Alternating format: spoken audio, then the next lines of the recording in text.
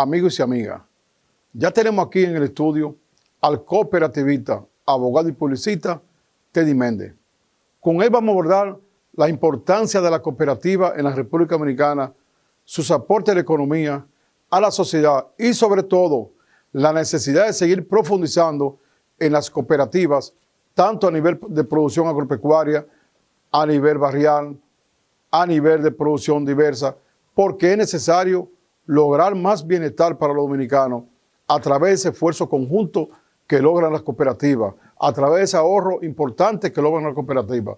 Por eso le pedimos que espere ahora en breve la participación de este importante especialista en cooperativa, abogado y publicista, Teddy Méndez.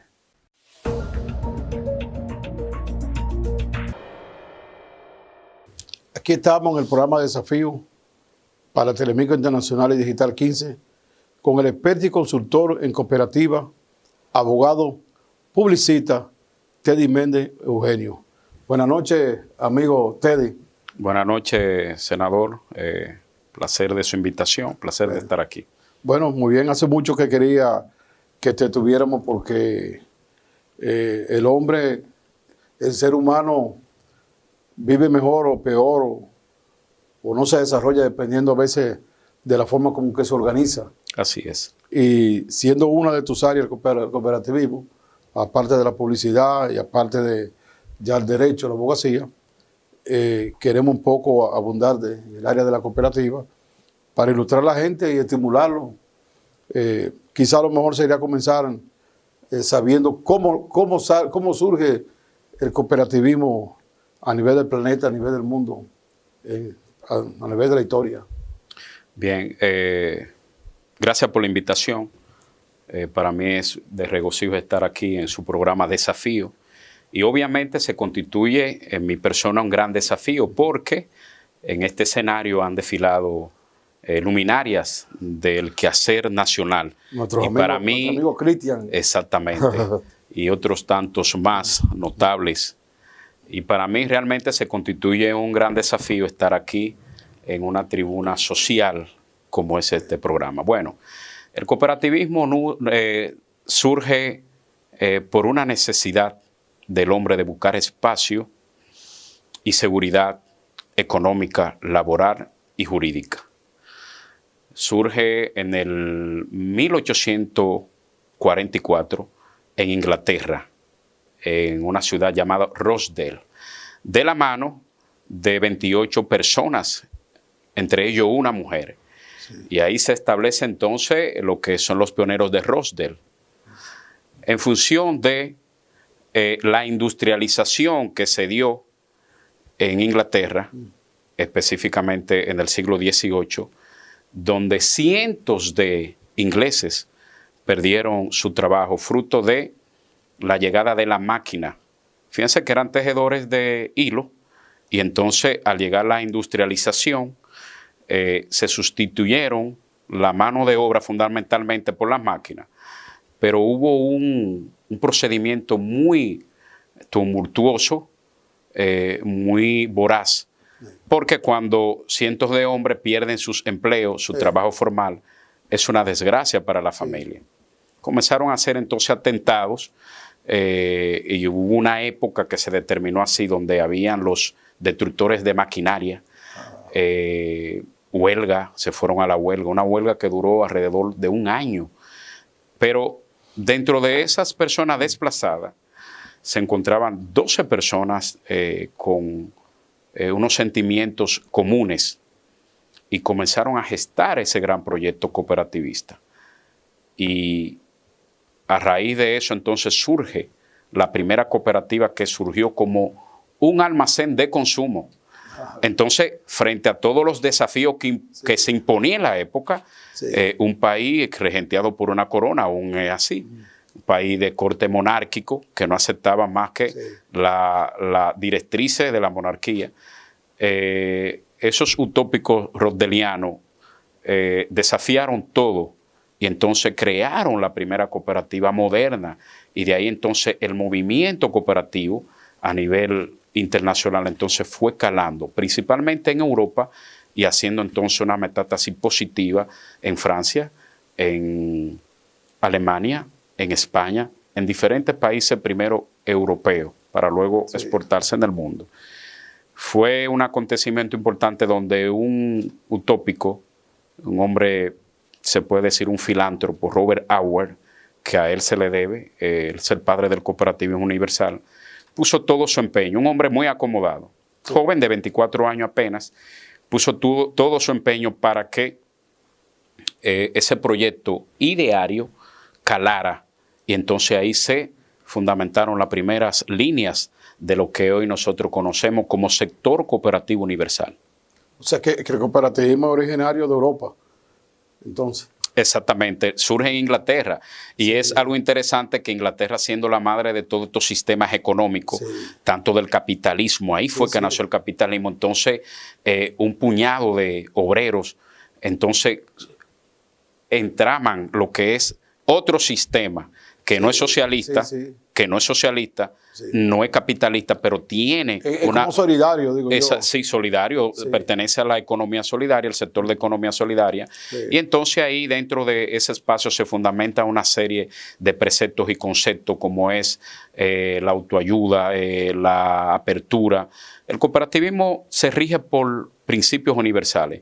De no ser así, entonces el movimiento y todo ese esfuerzo no hubiese florecido. Sabe que los principios que se establecen son líneas que no admiten violación, que hay que hilvanar por ese rumbo. Entonces, el primer principio que establece el cooperativismo, que es muy interesante, es libre adhesión, puertas abiertas. Eso quiere decir que las cooperativas tienen que tener la receptividad de aceptar en su fila a todo ciudadano que desee inscribirse.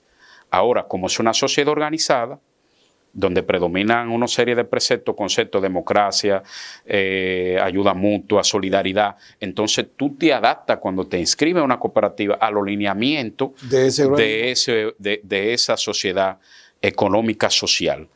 Entonces llega a Estados Unidos posteriormente, entonces, a América. Exactamente. ¿Es por América que entra por Estados Unidos? Sí, llega a Estados Unidos alrededor del 1863, de la mano de un canadiense, exportó esa idea, y en Canadá debo de decirle que es uno de los países más cooperativizados del mundo, y aquí la experiencia del cooperativismo nacional que hoy nosotros gozamos. Tenemos mucha incidencia de Canadá. De los canadienses, básicamente, de los canadienses. Fíjate, llega en el 63, que es la restauración nuestra, y nace en el año de la independencia, coincidencia con los 2 años. Coincidencia. Allá en Inglaterra nace exactamente, para puntualizar para el público que siempre está conectado aquí con Desafío, un 21 de diciembre de 1844. Oye, en el año de la independencia nuestra. Exactamente. Aquí fue en febrero, allá en el año. Por eso es que los dominicanos es un acontecimiento muy importante, donde se demostró que la unión solidaria entre los hombres, amén de la peculiaridad que cada uno de nosotros poseemos de modo natural, individual, pero la unión solidaria de los hombres da éxito cuando nos unimos y dejamos atrás los prejuicios, dejamos atrás las diferencias. Y entonces eso fue precisamente lo que los utópicos rodelianos sistematizaron. Entonces, en crear este sistema que hoy es la solución de millones y millones de seres humanos alrededor del mundo. Entonces, ya llegó a América. ¿Y cuándo entonces llega aquí mismo? Aquí específicamente llega, primero se hicieron unos intentos de gestar el concepto cooperativista con la llegada de los americanos en el 16. Esa invasión que se produjo aquí, en suelo patriótico de los norteamericanos, ellos quisieron hilvanar los proyectos más enfocados en el área agropecuaria, al ver que era, y lo sigue siendo la República Dominicana, con tierra muy fértil y productiva, entonces quisieron enrumbar el proyecto por ahí, pero como había una invasión y sabe que cada pueblo, cada país que es pisado por botas extranjeras, se resiste a todo eso. Entonces, la primera experiencia ya la comenzamos a ver en el 1937 de la mano de Monseñor Paolo Pitini, Y entonces Paolo Pittini es que trae al Pablo Steele, que es considerado el padre del cooperativismo nacional, de la orden de Scarborough, sacerdotes Scarborough canadiense, por eso digo que tiene una gran incidencia canadiense. Y entonces el padre Pablo Steele comienza a diseminar esa doctrina y a formar cooperativas, no sin antes tener precisamente de esa propia orden la formación de la primera cooperativa en la República Dominicana en el 1946 por el padre Alfonso Cheff, que es la cooperativa de Mano Guayabo. Es un referente de desarrollo, la primera en el país. Sí. Es un referente de desarrollo, de bienestar y de solución, que de hecho el gerente general es de allá, de Elías Piña. ¿Verdad? Exactamente, sí. ¿Cómo se llama? Apellido Ubrí. Ubrí. Ubrí. Esa es la gente al lado del cementerio, por ahí que están todos Ubrí. Exactamente. Tú sabes que Monseñor Pittini fue una persona de mucha visión. Él trajo también la congregación salesiana. Exacto. Que es la congregación más grande en el mundo. Y ahí están toda esta gente de ITESA, lo de La Vega. Bueno, en estos momentos los salesianos tienen 30,000 estudiantes en sus escuelas, ahora mismo. Así es. Sí, sí. Y entonces es a Mano Guayabo. ¿Que eso pertenecía? ¿A qué pertenecía San Cristóbal?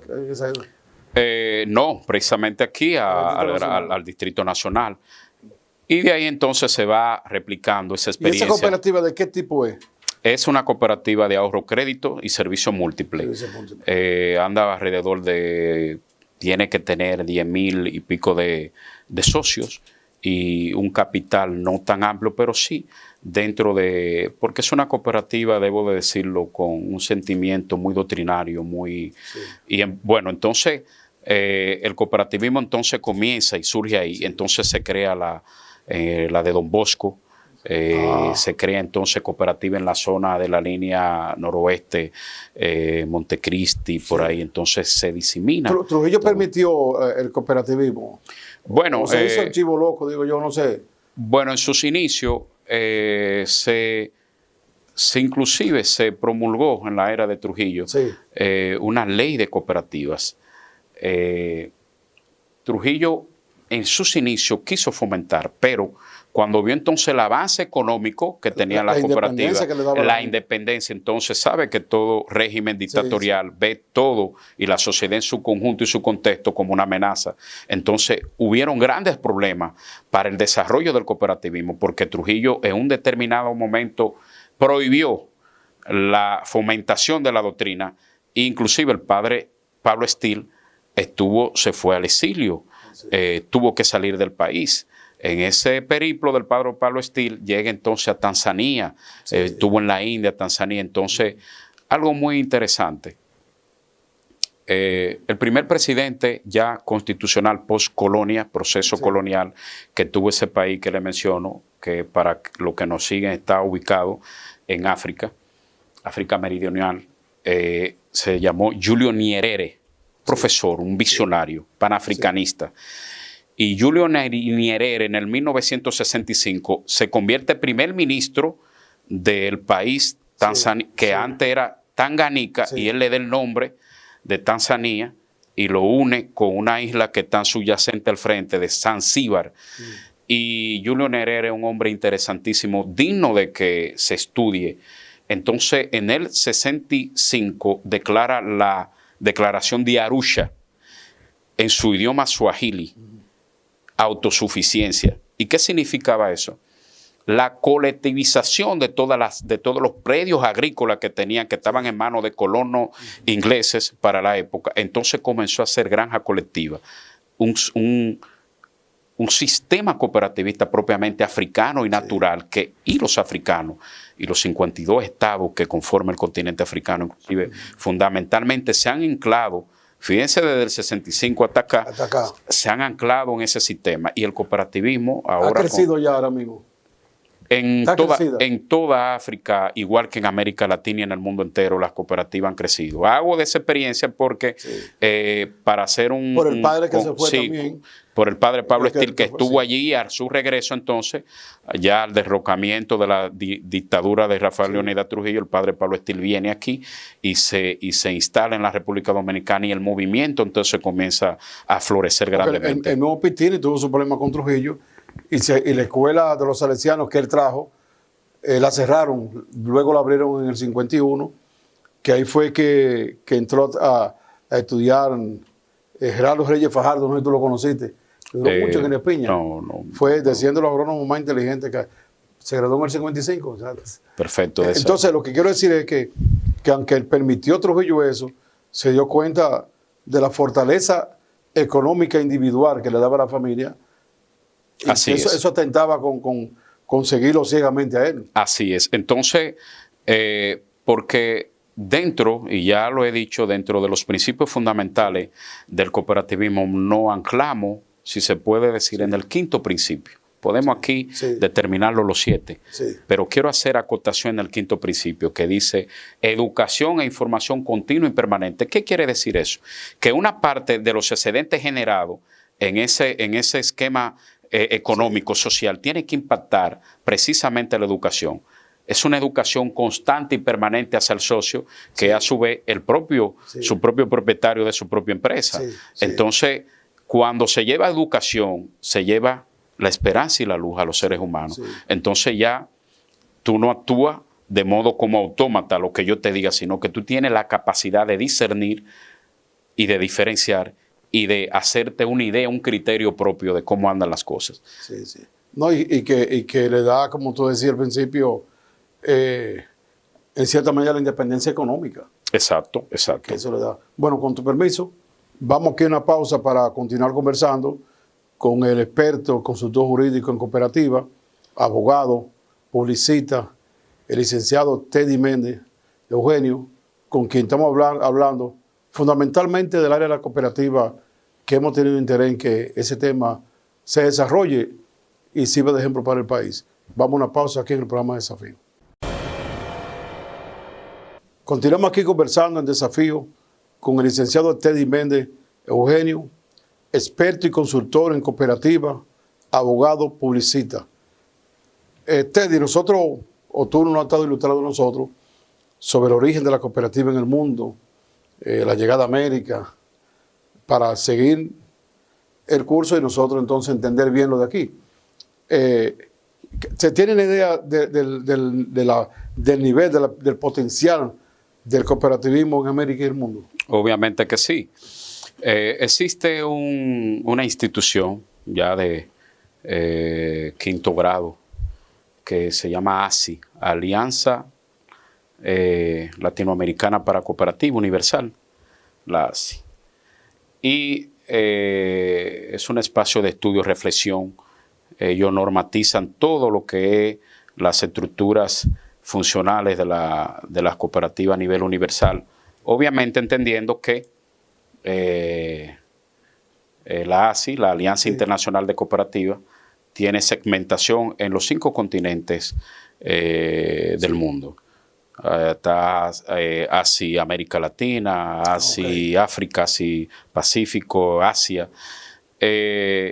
Ahora mismo el cooperativismo ronda en el mundo entero 2.9 millones de cooperativas alrededor del mundo, con un capital enorme en millones de dólares. Aquí. Es decir, prácticamente 3 millones de cooperativas. Exactamente. Prácticamente. Que impactan de modo directo e indirecto casi 2.000 millones de seres humanos alrededor del mundo. Sí, o sea, estamos hablando nosotros como el 28% de la población mundial. Sí, porque la población mundial anda por 8.000 y tantos millones de habitantes del mundo. Aquí en la República Dominicana, estudios que se han hecho, y eso lo puede sustentar el Instituto de Desarrollo y Crédito Cooperativo, IDECOP, que es el órgano regulador llamado a fiscalizar, a regular, a enrutar las cooperativas en la República Dominicana.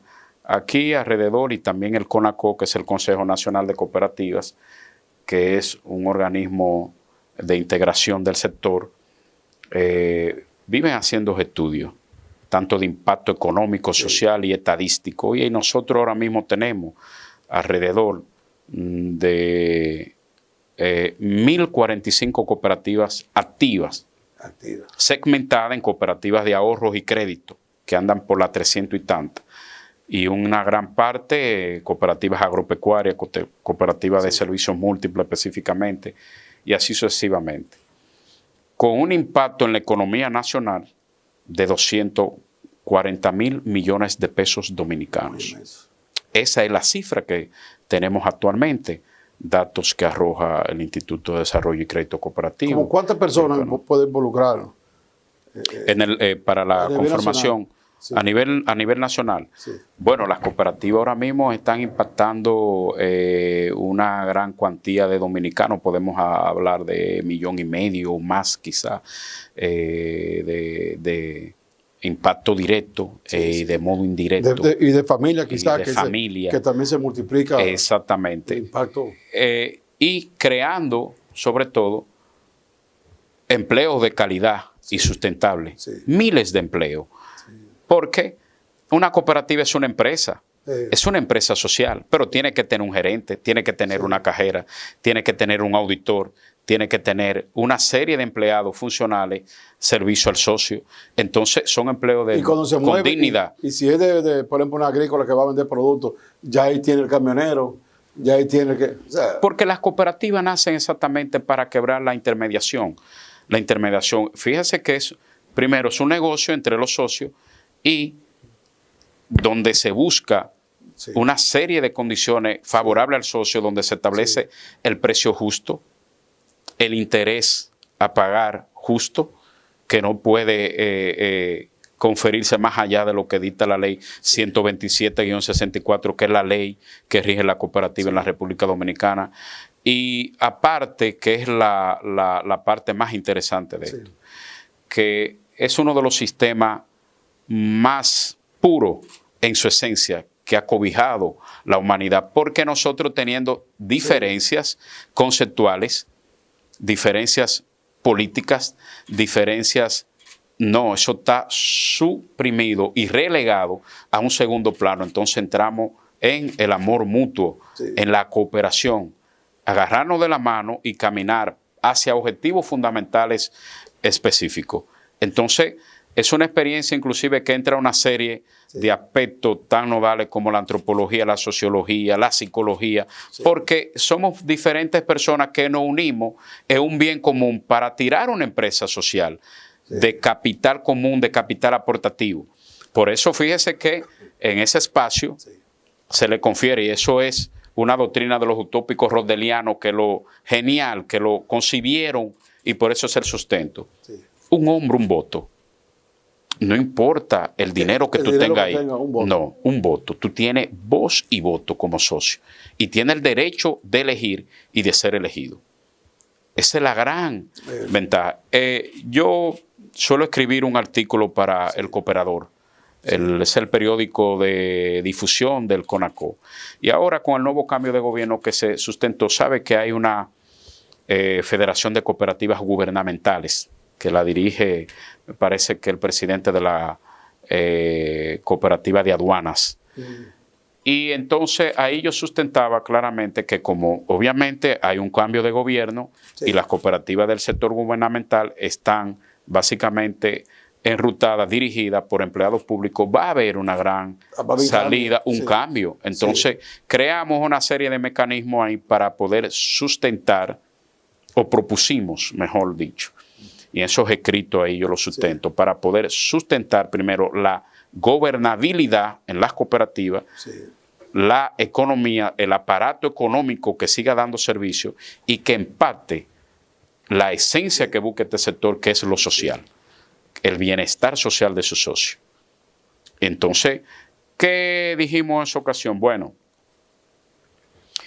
como todo está anclado en la ley, y lo que es de ley no tiene espacio a la imaginación, sino a la aplicación exactamente, como lo establece en la norma. Usted fue legislador, sabe que el hacedor de leyes conoce lo que hay que someterse al imperio de la ley.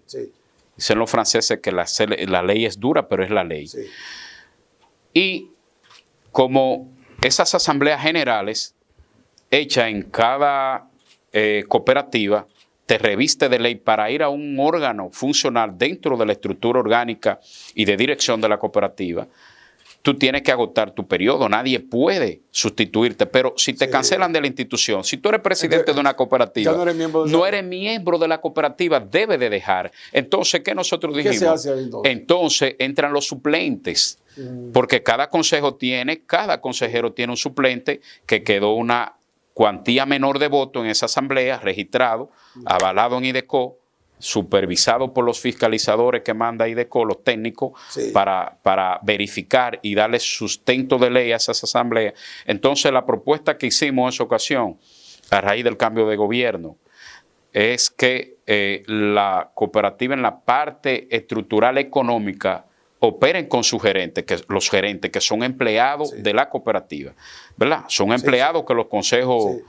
Y en la parte social, entonces, crear, ¿verdad?, una resolución interna sustentado con IDECO que le permita a los dirigentes, una vez usted sea cancelado o relegado de tu posición en donde tú laboras, que por causa y efecto debe de salir de la empresa social, entonces quedarte, agotar tu espacio, tu periodo hasta la próxima asamblea, ya no gozando de los beneficios porque ya tú no pudieras aportar en lo económico, Sí. porque las cooperativas cerradas, básicamente del sector gubernamental, las aportaciones que se hacen, que es el dinero que obligatoriamente por ley para mantener la afiliación como socio, se hace de descuento nominal, Sí.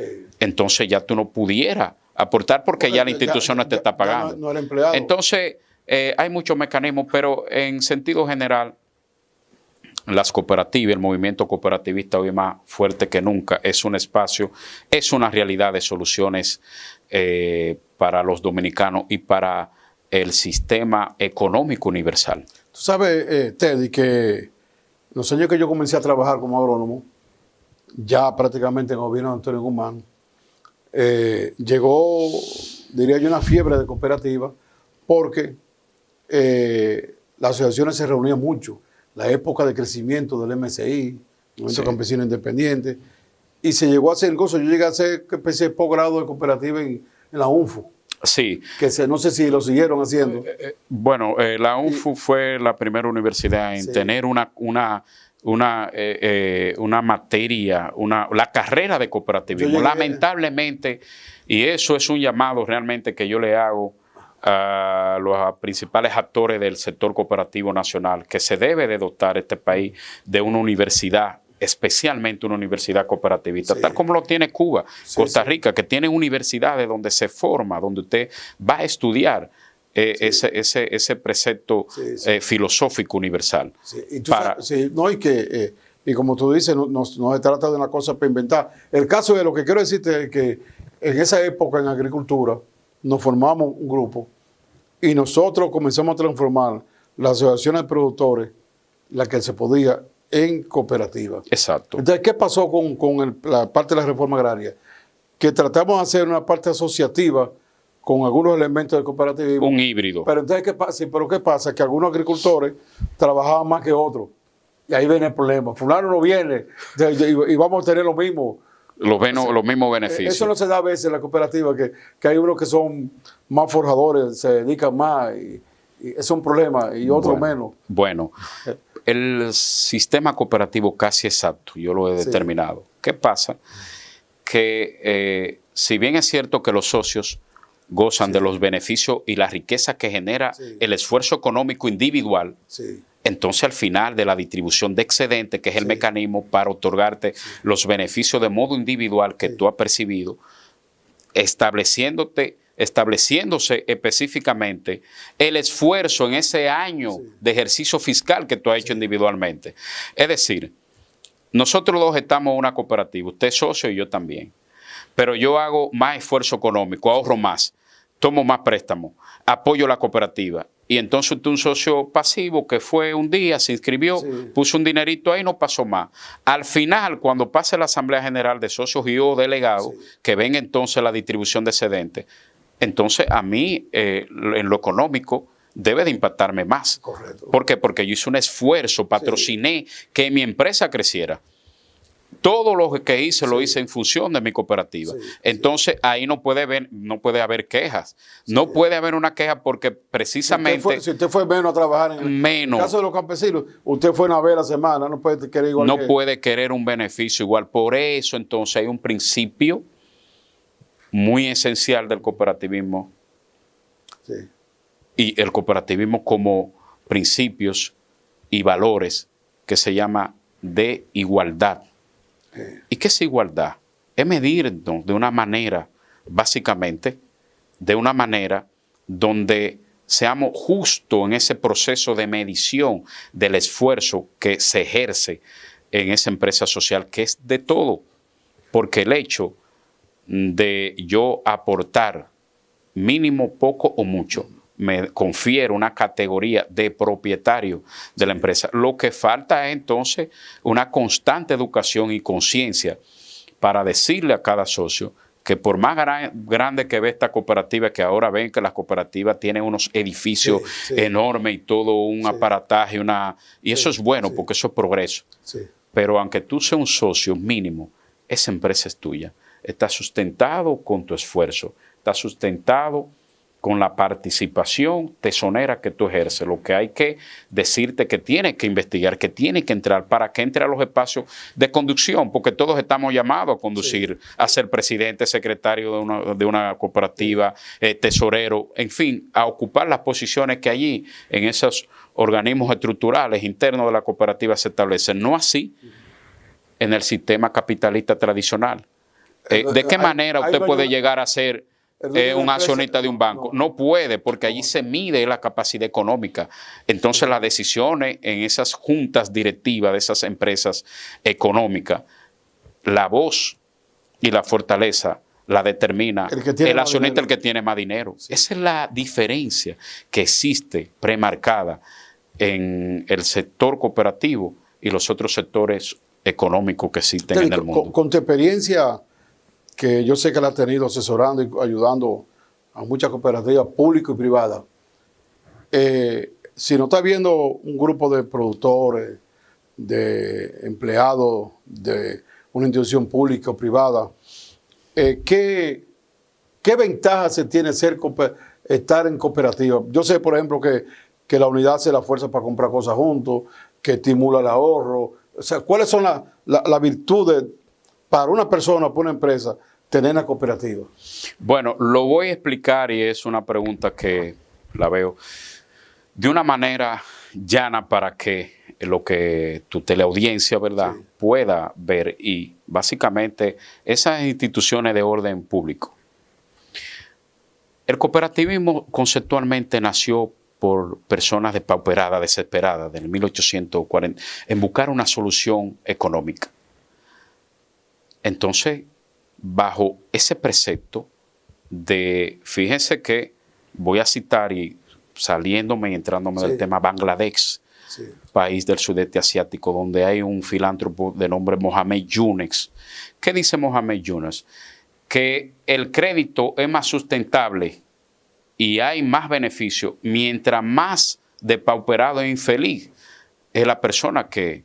Por eso él creó el Banco de los Pobres y una experiencia que ha calado. Los pobres pagan más. Pagan más. Entonces, una persona con un salario depresivo, y no es culpa de un gobierno, del gobierno actual, ni mucho menos, sino quizás sistémico, se asocia en una cooperativa. ¿Cuáles son los beneficios? Te ha dirigido instituciones. Sabe que cuando hay un problema social en un hogar, por ejemplo, para ponerlo de un empleado normal, para poner un conserje, que son las estructuras en las instituciones más desfavorecidas, pero de una importancia enorme. Y yo me reverencio cuando veo un conserje en una institución pública, una señora limpiando con amor, tiene respeto para mí, yo le debo ese respeto.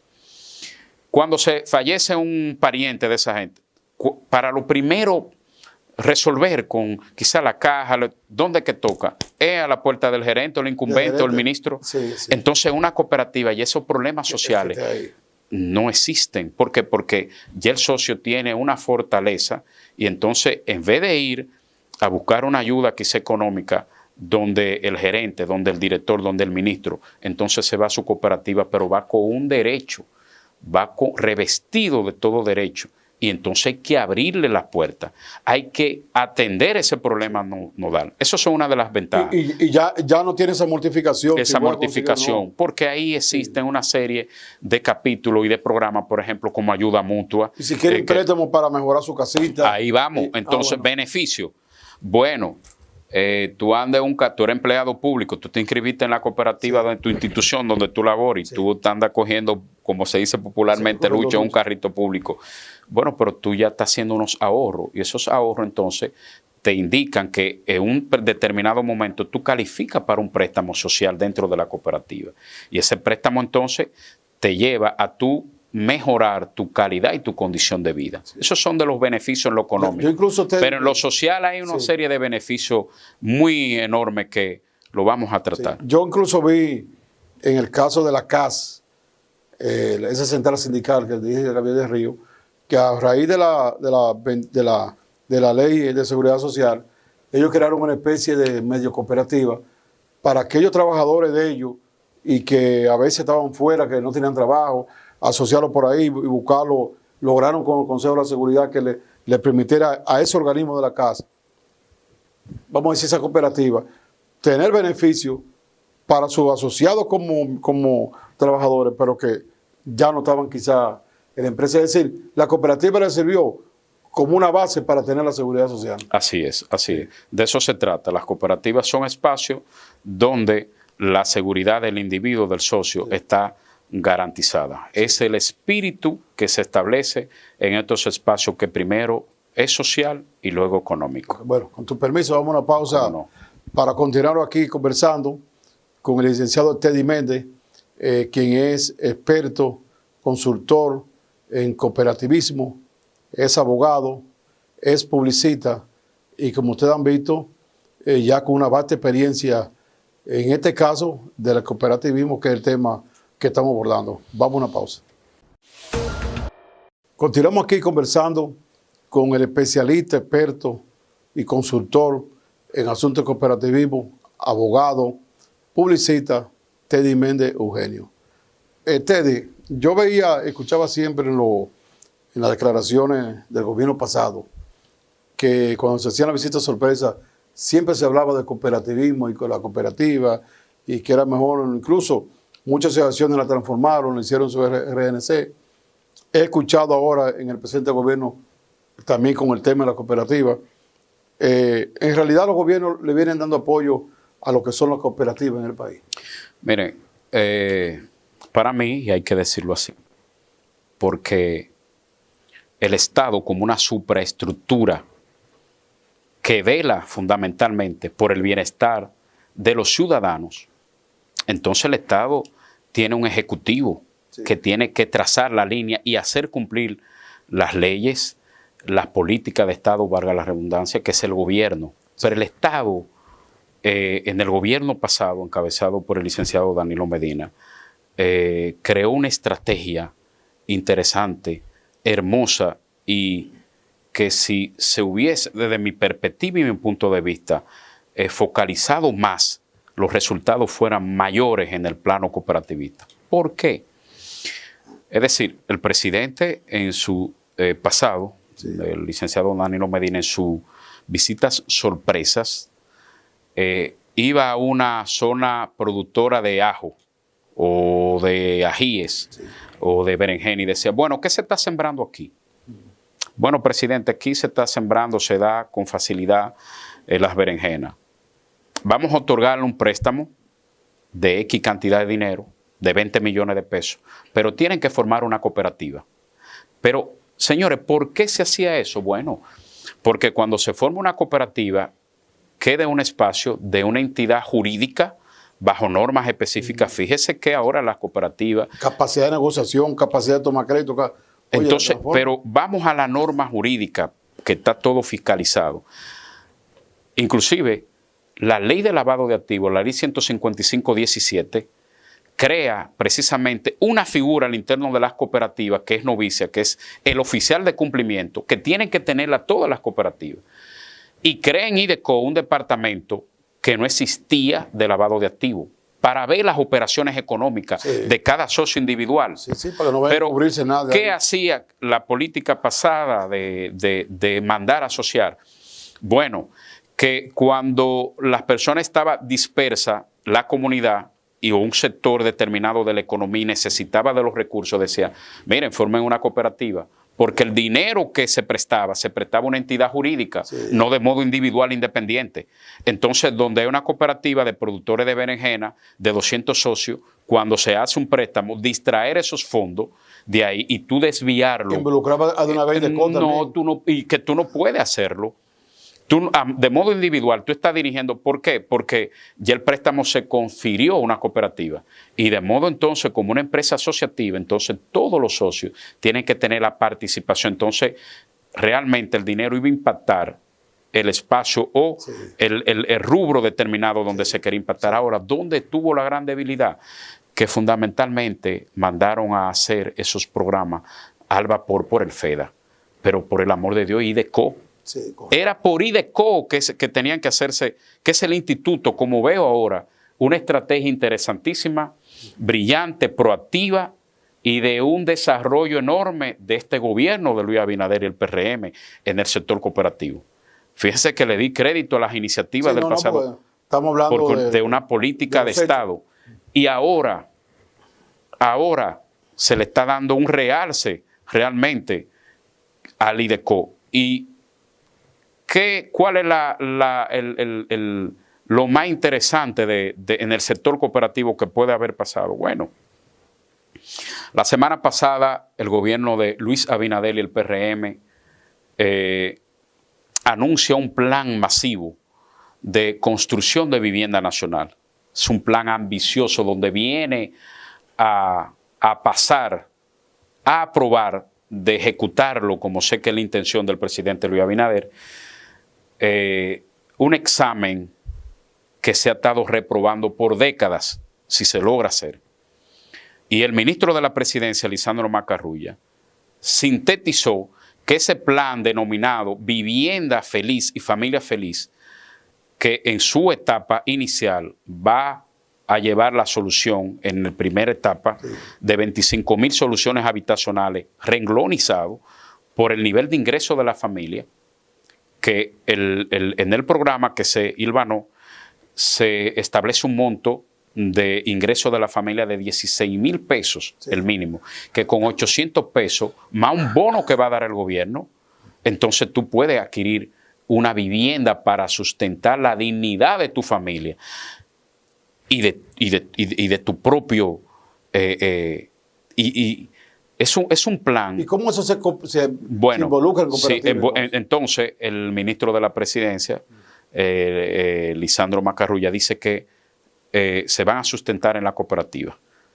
Ahora, se habla de un bono inicial. ¿Qué es lo que yo me he puesto a analizar? Y se lo digo por este medio tan visto al gobierno, al ministro de la Presidencia, al licenciado Franco de los Santos, presidente del DECO, a todos los involucrados en este proyecto, porque ese es un proyecto de la presidencia del país, que inicialmente se puede aglutinar todo el sector cooperativo. El sector cooperativo está dividido en 3 grandes espacios. Hay cooperativas grandes, enormes, cooperativas medianas y cooperativas pequeñas. Y entonces todos los beneficiarios que califiquen y que el gobierno ayude a calificar para obtener su vivienda, entonces se renglonice y un 25% queden diseminados en el sector cooperativo, en las cooperativas grandes. Un 35% en las cooperativas medias y el restante entonces en las cooperativas pequeñas. ¿Sería para los miembros de la cooperativa o para los de la cooperativa y otros que quieran? Voy. Yo califico, yo voy y me inscribo para ser adquiriente de una solución habitacional en ese plan de vivienda feliz, que es algo de una política de un sentido social de avance y progresista. Yo me inscribo, yo califico. Lo que yo digo es que para darme el bono, primero el gobierno debe de inscribirme en una cooperativa Entonces, el bono va directamente a las aportaciones mías como socio. Como las aportaciones son ahorros que son blindados, laqueados en la cooperativa, el cual yo no puedo retirar de la cooperativa a menos que no fallezca o que me dé vincule de la cooperativa, entonces firmar con la cooperativa un acuerdo, una carta de compromiso de decirte, mira, no puedes retirarte de la cooperativa porque tienes un bono aquí y no te puedes llevar los 100 mil pesos, por un ejemplo, si se da un bono de 100 mil pesos. Pero ¿qué pasa? Que al dinero caer en las aportaciones comienza a generar un 5% de interés sobre ese capital que determina la ley. Al generar ese 5% de interés, ya yo puedo ir amortiguando precisamente ese bono. Si califico a la hora de yo tener la vivienda, entonces, póngase usted que yo tengo que pagar 5 mil pesos mensual. Bueno, lo pago en la cooperativa. ¿Qué pasa? Que el gobierno determina, el gobierno tiene para esa primera etapa, ese plan, son 200 millones de dólares. El gobierno determina la otorgación de ese bono a ti como socio de la cooperativa. Pero ¿qué pasa? Que el dinero se queda en el mismo entramado bancario nacional. O sea, no hay una merma, no hay una sustracción de los fondos. Entonces esos fondos sirven para ir impactando a aquellos socios que sí demandan de unos préstamos y entonces van a pagar un interés por el préstamo adquirido y entonces la riqueza de modo individual y el crecimiento del dinero solidario en la cooperativa es sustentable y es viable. No sé si me está copiando la idea. Y lo que estoy pensando también es que la persona no coja la vivienda y la venda entonces como negocio. No, porque va a haber un compromiso, una carta compromiso, por eso digo. Y un castigo de que la pierda. Pero yo recuerdo los 2 años Balaguer hizo, creo que comenzó cuando eso, hacer por La Palma, esa casita que están en La Palma, pegado de Herrera. Y entonces llevó la gente de la Ciénaga, la sacó. Al cabo de un cierto tiempo, toda esa gente venía en la casa y volvían para la Ciénaga. Yo digo porque ahí estaba un tío mío, Mario, que murió no hace mucho, que era parte de lo que le dieron una casita de esa, y al año y pico la vendieron todas y cogieron para acá. Entonces ocurre que si por la cooperativa se hace y se busca el mecanismo, si la vende, pierde entonces... Hay una penalidad. Sí, hay una penalidad. Hay una penalidad. Una penalidad. Entonces se puede establecer... Y que la necesite también. Esa experiencia que usted, esa anécdota que usted recalca aquí, nos indica cómo somos los dominicanos, nuestra idiosincrasia. Porque me parece, no tengo estudio a mano, pero voy a hacerlo fruto de lo que hemos investigado, que ese fenómeno se da más en la República Dominicana. En función de que el gobierno socialista de Hugo Rafael Chávez Frías en Venezuela creó un plan ambicioso de vivienda en Venezuela, específicamente en Caracas. Plan vivienda. Y comenzaron a construir y comenzaron a sacar venezolanos, caraqueños, del umbral de la miseria y la pobreza y a llevarlo poco a poco a un estado de vida mejor. Pero ahí nadie ha vendido su vivienda. Entonces aquí es una cultura de los dominicanos que siempre los gobiernos se la dan fácil. Lo sacan de esos conatos de miseria, lo llevan a un espacio urbanizado donde se sustenta la dignidad, pero entonces al cabo de los 3 meses ya la vivienda está vendida y vuelve entonces al lastre y a crear la miseria de pobreza de donde lo sacó el gobierno. Entonces, en las mediciones que hacen los gobiernos de medir la lucha, combate de la pobreza y qué tanto con ciudadanos un gobierno determinado ha sacado de la miseria y la pobreza, entonces se flaquean esos datos estadísticos porque tú le das una solución habitacional, lo pone cómodo, lo saca, lo lleva a un proyecto digno para dignificar la familia, pero a los 3 meses cuando hay una expertise ya vuelve a sus orígenes. Entonces creo que en América Latina, no quiero especular frente a tu audiencia, pero creo que es un fenómeno de los dominicanos. Entonces hay que instaurar una política social, una política educativa desde el gobierno de conciencia y entonces estableciendo grandes penalidades porque frente a este COVID que estamos viviendo, esta pandemia, como el gobierno encontró básicamente todo este problema económico que tuvo que echarse al hombro el gobierno y que se haga un esfuerzo desde las esferas gubernamentales en buscar y en buscar un dinerito para llevarte una solución y que tú entonces burles el gobierno. Entonces debe de haber una consecuencia, una penalidad. Y tú dices que a través de la cooperativa se les facilita, pero también se tiene el control. Se tiene el control porque quiero explicarlo bien. Sí. Señores, el gobierno selecciona 100,000 primeros adquirientes o beneficiarios, futuros beneficiarios. Entonces, si tú no estás inscrito en una cooperativa, el gobierno debe de inscribirte en una cooperativa. Ese bono, es lo que yo digo, ese bono inicial que el gobierno te va a dar, que te lo ponga en tu cuenta de aportación en la cooperativa. Pero ¿qué pasa? Que como las aportaciones son ahorros que tú no lo puedes retirar, el gobierno, el dinero queda en la cooperativa. Te genera intereses. Te genera intereses. Pero ¿qué sucede? Que como la ley 127-64 establece que las cooperativas no albergan en sus bóvedas dinero, sino más lo de la factualidad, lo factual, lo de día a día. Entonces el dinero va a la banca multimedia nacional. Bueno, ha estado con nosotros el experto, consultor en cooperativismo, abogado, publicista, licenciado Teddy Méndez. Teddy Méndez, como ustedes vieron, ya tiene una vasta experiencia en lo que son los manejos de las cooperativas, en lo que es el bienestar que provoca la cooperativa a la familia, a las personas individuales y a las colectividades. Y por tanto yo pienso, y me inscribo como él, a que el país, empresa privada, empresa pública, deben, los que no están, a entender a eso.